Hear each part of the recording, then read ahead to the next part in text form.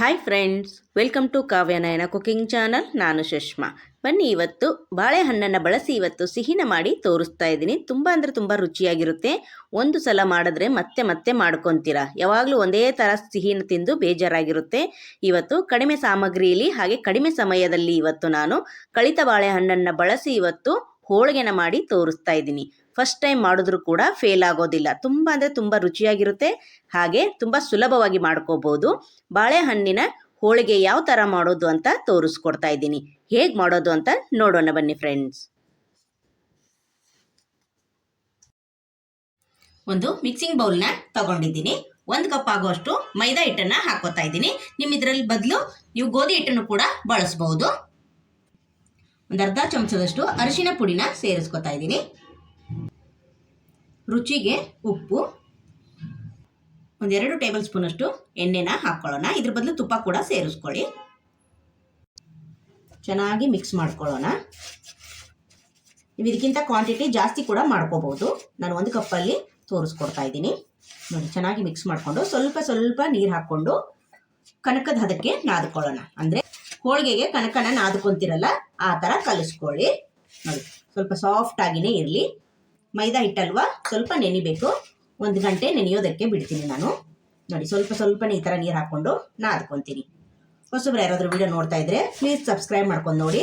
ವಿಡಿಯೋನ ಎಲ್ಲೂ ಕೂಡ ಸ್ಕಿಪ್ ಮಾಡಬೇಡಿ. ಪೂರ್ತಿಯಾಗಿ ವಿಡಿಯೋ ನೋಡಿ ಸಪೋರ್ಟ್ ಮಾಡಿ. ನಮ್ಮ ವಿಡಿಯೋಗಳು ನಿಮ್ಗೆ ಏನಾದರೂ ಯೂಸ್ಫುಲ್ ಆದರೆ ನಿಮ್ಮ ಫ್ಯಾಮಿಲಿ ಫ್ರೆಂಡ್ಸಿಗೆಲ್ಲ ಶೇರ್ ಮಾಡಿ. ಆದಷ್ಟು ನಾನು ಸಿಂಪಲ್ ಆಗಿ ರೆಸಿಪೀಸ್ನ ತೋರಿಸ್ಕೊಡ್ತಾ ಇರ್ತೀನಿ. ನೋಡಿ, ಈ ಥರ ಸಾಫ್ಟ್ ಆಗಿ ನಾದಿ ಇಟ್ಕೊಂಡಿದ್ದೀನಿ. ಕೈಗೆ ಅಂಟತಾ ಇರಬೇಕು, ಈ ಥರ ನಾದ್ಕೋಬೇಕು. ಮತ್ತೆ ಮೇಲೆ 1-2 ಟೇಬಲ್ ಸ್ಪೂನ್ ಅಷ್ಟು ಎಣ್ಣೆನ ಹಾಕ್ಕೊತೀನಿ. ಹಾಕ್ಕೊಂಡು ಸಾಫ್ಟ್ ಆಗಿ ನಾದ್ಕೋಬಹುದು. ನೀವು ಇದ್ರ ಬದಲು ತುಪ್ಪ ಕೂಡ ಸೇರಿಸ್ಕೋಬಹುದು. ನೋಡಿ, ಎಷ್ಟು ಚೆನ್ನಾಗಿ ನಾದ್ತೀವಲ್ವ ಅಷ್ಟು ಚೆನ್ನಾಗಿ ಹೋಳಿಗೆ ಸಾಫ್ಟ್ ಆಗಿ ಬರುತ್ತೆ ಫ್ರೆಂಡ್ಸ್. ತುಂಬ ಸುಲಭವಾಗಿ ತೋರಿಸ್ಕೊಡ್ತಾ ಇದ್ದೀನಿ. ಒಂದ್ಸಲ ಮಾಡಿದ್ರೆ ಮತ್ತೆ ಮತ್ತೆ ಮಾಡ್ಕೊತೀರಾ. ನೋಡಿ, ಈ ಥರ ಸಾಫ್ಟ್ ಆಗಿ ನಾದ್ಕೋಬೇಕು.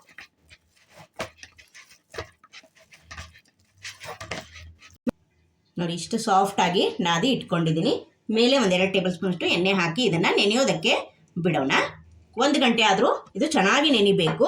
ನೀವು ಇದ್ರ ಬದಲು ಗೋಧಿ ಹಿಟ್ಟಲ್ಲಾದರೂ ಮಾಡ್ಕೋಬೋದು. ನೋಡಿ, ಇವಾಗ ಇದನ್ನು 1-2 ಗಂಟೆ ನೆನೆಯೋದಕ್ಕೆ ಬಿಡ್ತೀನಿ. ನಾನಿಲ್ಲಿ ಒಂದು ದೊಡ್ಡ ಬಾಳೆಹಣ್ಣು, 6 ಬಾಳೆಹಣ್ಣು ತಗೊಂಡಿದ್ದೀನಿ. ನೀವು ಇದಕ್ಕಿಂತ ಜಾಸ್ತಿ ಕೂಡ ತಗೋಬೋದು, ಹಾಗೆ ಕಡಿಮೆ ಕೂಡ ತಗೋಬೋದು. ಇದಕ್ಕಿಂತ ಹಣ್ಣಾದರೂ ಕೂಡ ತಗೋಬೋದು ಫ್ರೆಂಡ್ಸ್. ಈ ಥರ ಹಣ್ಣಾದರೆ ಮಕ್ಕಳು ತಿನ್ನಕ್ಕೆ ಹೋಗಲ್ಲ. ಈ ಥರ ಹಣ್ಣಾಗಿರೋದನ್ನ ಬಳಸಿ ಇವತ್ತು ಸಿಹಿನ ಮಾಡಿ ತೋರಿಸ್ತಾ ಇದ್ದೀನಿ. ಇವಾಗ ಸಿಪ್ಪೆ ಎಲ್ಲ ತೆಗೆದ್ಬಿಟ್ಟು ಮಿಕ್ಸಿ ಜಾರಲ್ಲಿ ಇದನ್ನ ನುಣ್ಣಗೆ ರುಬ್ಕೊಂಡು ಬರೋಣ. ನೀರೇನು ಹಾಕೋದು ಬೇಡ, ಹಾಗೆ ನಾವು ರುಬ್ಕೊಂಡು ಬರೋಣ. ಒಲೆ ಮೇಲೆ ಒಂದು ಪಾತ್ರೆನ ಬಿಸಿ ಇಟ್ಕೊಂಡಿದ್ದೀನಿ. 2 ಟೇಬಲ್ ಸ್ಪೂನ್ ಅಷ್ಟು ತುಪ್ಪವನ್ನು ಸೇರಿಸ್ಕೊಳ್ಳೋಣ. ಜಾಸ್ತಿ ಕೂಡ ನೀವು ಸೇರಿಸ್ಕೋಬಹುದು. ಹಾಗೆ ಇಲ್ಲಿ 1 ಕಪ್ ಆಗುವಷ್ಟು ಚಿರೋಟಿ ರವೆನ ಸೇರಿಸ್ಕೊತಾ ಇದ್ದೀನಿ. ನೋಡಿ, ಈ ಥರ ಸಣ್ಣದಾಗಿ ಬರುತ್ತಲ್ವ, ಈ ಥರ ಸೇರಿಸ್ಕೊತಾ ಇದ್ದೀನಿ. ಇವಾಗ ಇದನ್ನು ಚೆನ್ನಾಗಿ ಲೋ ಫ್ಲೇಮಲ್ಲೇ ಹುರ್ಕೊಳ್ಳೋಣ. ಒಂದೊಳ್ಳೆ ಘಮ ಬರೋವರೆಗೂ ಲೋ ಫ್ಲೇಮಲ್ಲೇ ಹುರ್ಕೊತೀನಿ. ಒಂದು ಮಿಕ್ಸಿ ಜಾರನ್ನ ತಗೊಂಡಿದ್ದೀನಿ. ಒಂದು ಸ್ವಲ್ಪ ನಾನು ಇಲ್ಲಿ ಬಾದಾಮಿನ ಹಾಕ್ಕೋತಾ ಇದ್ದೀನಿ. ಹಾಗೆ ಅಷ್ಟೇ ಕ್ವಾಂಟಿಟಿಯಲ್ಲಿ ಗೋಡಂಬಿ ಕೂಡ ಸೇರಿಸ್ಕೊತಾ ಇದ್ದೀನಿ. ನೀವು ಬೇಕಂದರೆ ಜಾಸ್ತಿ ಕೂಡ ಸೇರಿಸ್ಕೋಬಹುದು.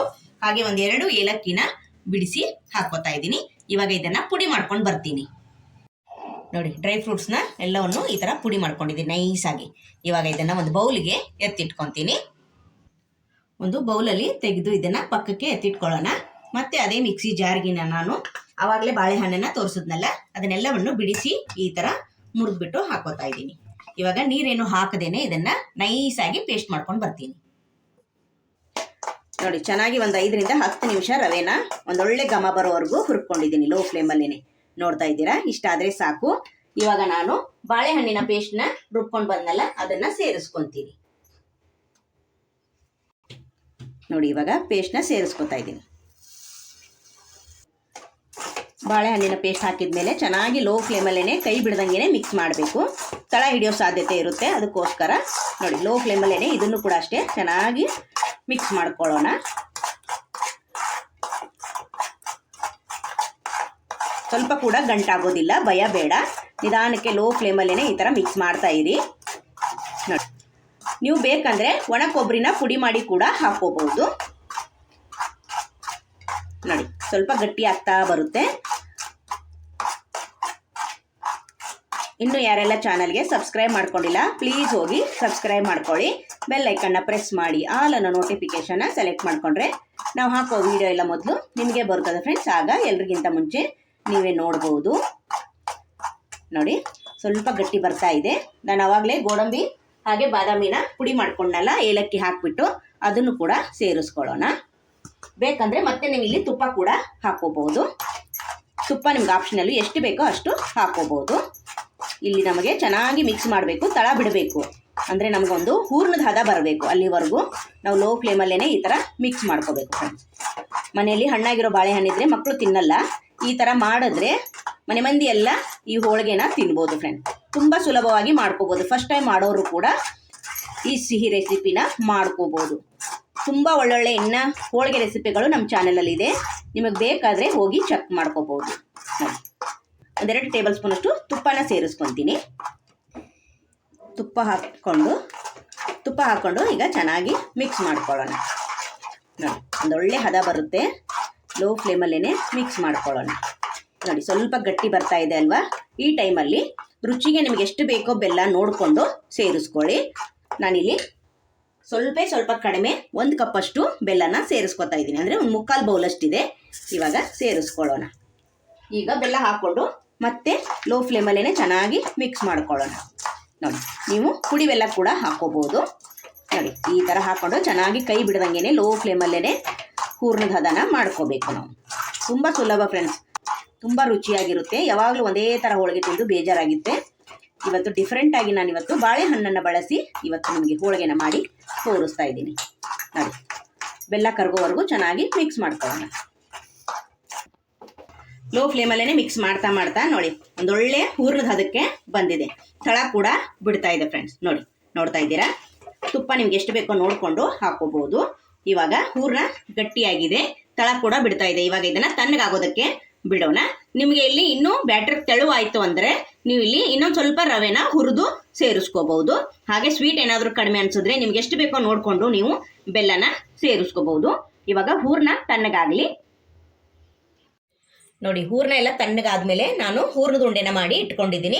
ನಾನು ತಗೊಂಡಿರೋ ಮೆಜರ್ಮೆಂಟಲ್ಲಿ ಒಂದು 14ರಿಂದ 15 ಹೋಳಿಗೆಗಳು ಮಾಡ್ಕೋಬಹುದು ಫ್ರೆಂಡ್ಸ್. ನೋಡಿ, ಇವಾಗ ಯಾವ ಥರ ಮಾಡೋದು ಅಂತ ನೋಡೋಣ ಬನ್ನಿ. ಹಾಗೆ ಹಿಟ್ಟು ಕೂಡ 1 ಗಂಟೆ ನಾನು ನೆನೆಯೋದಕ್ಕೆ ಬಿಟ್ಟಿದ್ದೆ. ನೋಡಿ, ಚೆನ್ನಾಗಿ ನೆನೆದಿದೆ. ನೋಡಿ, ನೀವು ಇದ್ರ ಬದಲು ಗೋಧಿ ಹಿಟ್ಟಲ್ಲೂ ಕೂಡ ನಾದ್ಕೋಬಹುದು. ಇವಾಗ ಮಾಡೋಣ ಬನ್ನಿ. ಹೋಳಿಗೆ ಸೀಟನ್ನು ತಗೊಂಡಿದ್ದೀನಿ. ಸುತ್ತಲೂ ಸ್ವಲ್ಪ ಎಣ್ಣೆನ ಸ್ಪ್ರೆಡ್ ಮಾಡ್ಕೊಳ್ಳೋಣ. ಹಾಗೆ ಇಲ್ಲಿ ಒಂದು ಕನಕದ ಉಂಡೆನ ತಗೊಂಡಿದ್ದೀನಿ. ಇದನ್ನು ಸ್ವಲ್ಪ ಅಗಲ ಮಾಡ್ಕೊಳ್ಳೋಣ. ತುಂಬ ಸುಲಭವಾಗಿ ಮಾಡ್ಕೋಬೋದು ಫ್ರೆಂಡ್ಸ್. ಯಾರು ಬೇಕಾದರೂ ಫಸ್ಟ್ ಟೈಮ್ ಮಾಡೋರು ಕೂಡ ಮಾಡ್ಕೋಬೋದು. ನೋಡಿ, ಈ ಥರ ಅಗಲ ಮಾಡಿಕೊಂಡು ಹೂರ್ಣದ ಉಂಡೆನ ಇದರೊಳಗಡೆ ಸ್ಟಫ್ ಮಾಡೋಣ. ನೋಡಿ, ಎಷ್ಟು ಸಾಫ್ಟಾಗಿ ಬಂದಿದೆ ನೋಡಿ ಫ್ರೆಂಡ್ಸ್.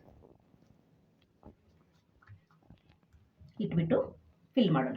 ನೋಡಿ, ನೀವು ಯಾವ ಥರ ಮಾಡ್ತೀರಲ್ಲ ಅದೇ ಥರನೇ ಮಾಡ್ಕೊಳ್ಳಿ ಫ್ರೆಂಡ್ಸ್. ಎಕ್ಸ್ಟ್ರಾ ಇದ್ದರೆ ತೆಗೀರಿ, ಇಲ್ಲ ಅಂದರೆ ಪರವಾಗಿಲ್ಲ.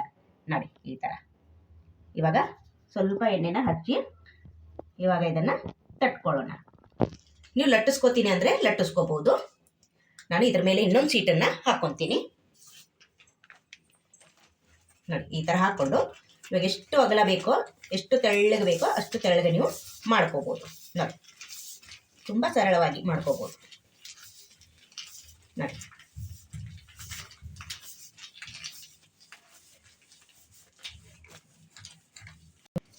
ನೋಡಿ, ಇಷ್ಟು ಅಗಲ ನಾನು ಲಟ್ಟಿಸ್ಕೊಂಡಿದ್ದೀನಿ.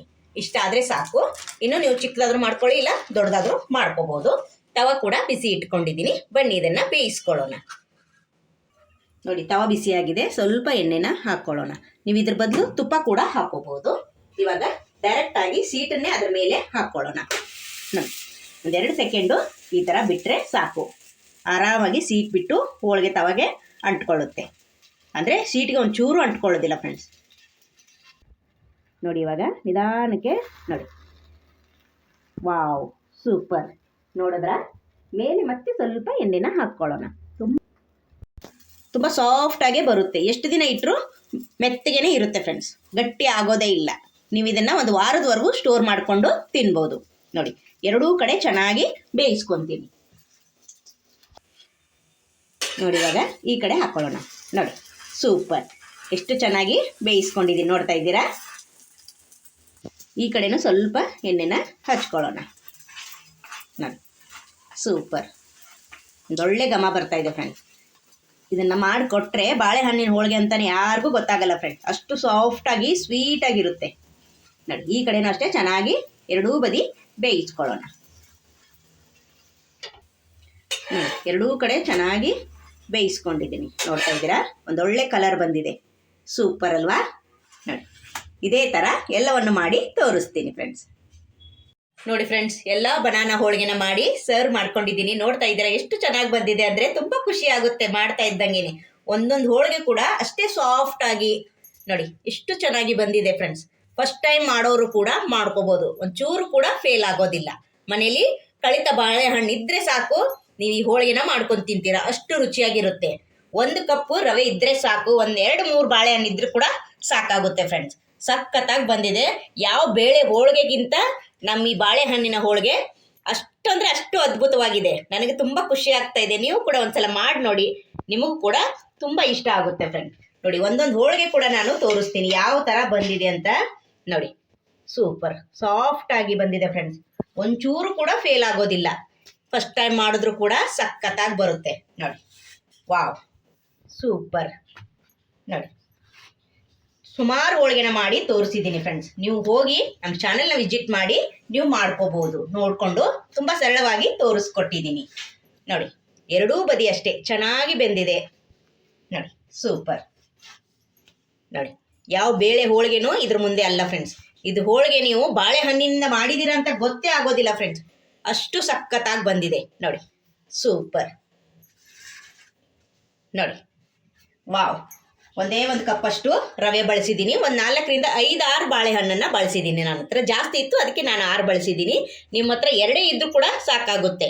ನೀವು ಅದರಲ್ಲೇ ನೀವು ಈ ಹೋಳಿಗೆಗಳನ್ನು ಮಾಡ್ಕೋಬೋದು ಫ್ರೆಂಡ್ಸ್. ನೋಡಿ ಎಷ್ಟು ಚೆನ್ನಾಗಿ ಬಂದಿದೆ, ಸಾಫ್ಟಾಗಿ. ರುಚಿ ಮಾತ್ರ ಸಖತ್ತಾಗಿದೆ ಫ್ರೆಂಡ್ಸ್. ಈ ಬನಾನಾ ಹೋಳಿಗೆ ನಿಮಗೆ ಇಷ್ಟವಾಗಿದೆ ಅಂತ ಭಾವಿಸ್ತೀನಿ. ನಮ್ಮ ವಿಡಿಯೋ ನಿಮಗೆ ಇಷ್ಟವಾಗಿದ್ದಲ್ಲಿ ಪ್ಲೀಸ್ ಲೈಕ್ ಮಾಡಿ, ಶೇರ್ ಮಾಡಿ, ಕಮೆಂಟ್ ಮಾಡಿ, ಸಬ್ಸ್ಕ್ರೈಬ್ ಮಾಡ್ಕೊಳ್ಳಿ. ನಮ್ಮ ವಿಡಿಯೋ ನೋಡಿದ್ದಕ್ಕಾಗಿ ನಿಮ್ಮೆಲ್ಲರಿಗೂ ಧನ್ಯವಾದಗಳು. Thank you for watching. ನಮಸ್ಕಾರ ಫ್ರೆಂಡ್ಸ್.